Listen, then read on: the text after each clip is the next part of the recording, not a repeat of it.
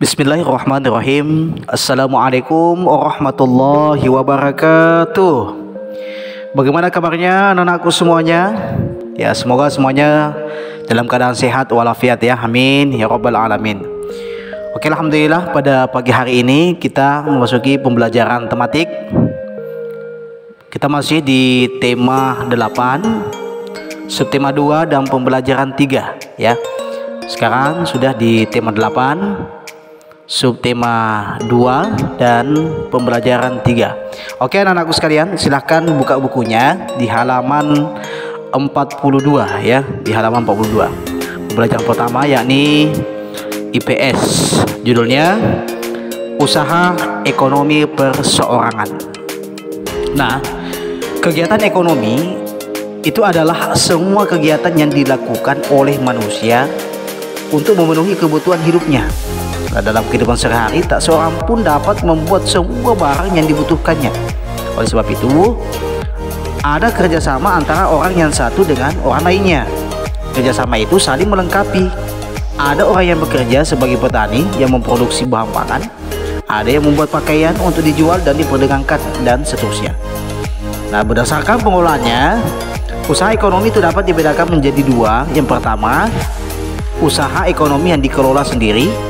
Yang kedua adalah usaha ekonomi yang dikelola kelompok.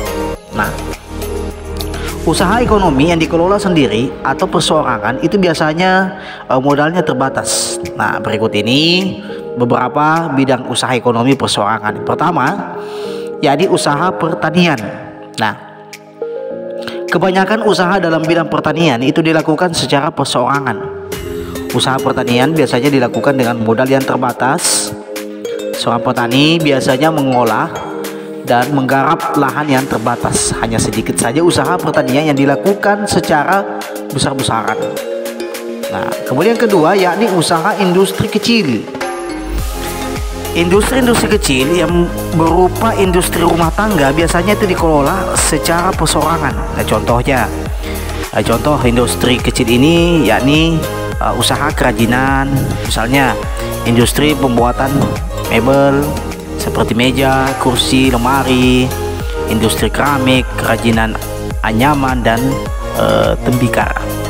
Nah, kemudian yang ketiga yaitu usaha perdagangan. Nah, usaha perdagangan yang dikelola secara perseorangan biasanya itu perdagangan dalam jumlah kecil sampai menengah.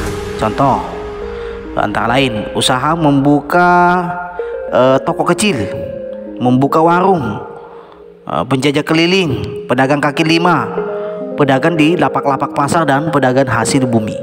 Nah, itu yang ketiga. Kemudian keempat, usaha jasa. Nah, banyak usaha jasa yang dikelola secara perseorangan. Contoh, usaha jasa yang dikelola perseorangan adalah usaha salon, bengkel, fotokopi, tukang cukur, tukang jahit, dan sebagainya. Oke anak-anakku sekalian, itu pembelajaran kita mengenai pembahasan pembelajaran IPS. Nah, selanjutnya kita masuk ke bahasa Indonesia. Coba lihat bukunya di halaman 43, bahasa Indonesia.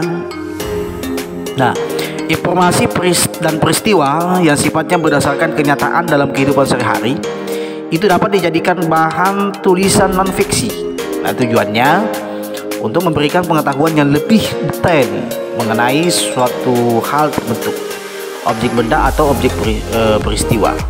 Nah, coba Anda bacalah teks non-fiksi berikut. Nah, judulnya Kota Unik di Indonesia. Ya, kok ada kota unik di Indonesia. Nah, keanekaragaman budaya dan tradisi di Indonesia itu menjadikan sebuah kota mempunyai ciri khusus. Di kota-kota tersebut terkadang memiliki keunikan yang sudah turun-temurun mereka jalani.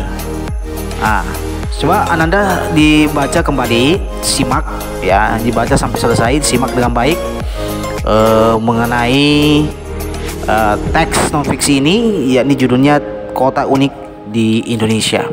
Nah, selanjutnya kita masuk ke yang terakhir, pembelajaran PPKN ya, PPKN. Coba lihat halaman 44. Judulnya Keragaman Sosial Budaya Indonesia. Ya, di wilayah Indonesia itu terdapat banyak sekali suku bangsa Penyebab keberagaman suku bangsa Indonesia antara lain ada perbedaan ras asal, perbedaan lingkungan geografis, latar belakang sejarah, perkembangan daerah, dan perbedaan agama serta kepercayaan. Ada suku bangsa yang jumlahnya banyak, ada juga yang jumlahnya sedikit. Nah, suku bangsa yang jumlahnya cukup besar, contohnya suku Jawa, Sunda, Batak, Bugis, Madura, Minangkabau, Bali, Makassar, dan Toraja. Nah, setiap suku bangsa berasal dan menyebar dari suatu daerah.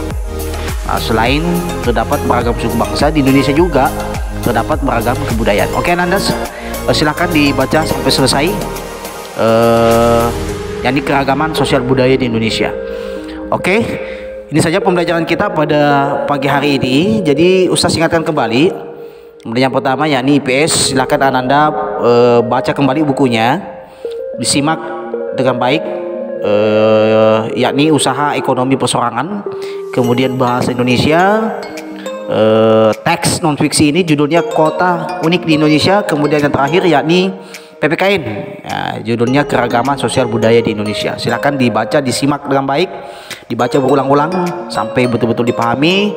Setelah itu silahkan Ananda kerjakan latihan pembelajaran 3 bagian A dan bagian B-nya. Jadi ada 5 nomor bagian A, bagian B-nya juga 5 nomor. Oke Anda sekalian, silahkan dikerjakan dengan semangat dan ya usahakan bersih-bersih dulu, sarapan, sholat duha, kemudian lanjutkan ya. Oke Anda, itu saja dari Ustadz. Tetap semangat, salam sama kedua orang tuanya, semoga semuanya dalam keadaan sehat walafiat. Amin ya rabbal alamin. Sekian, wallahul muwaffiq ila aqwamit thariq. Assalamualaikum warahmatullahi wabarakatuh.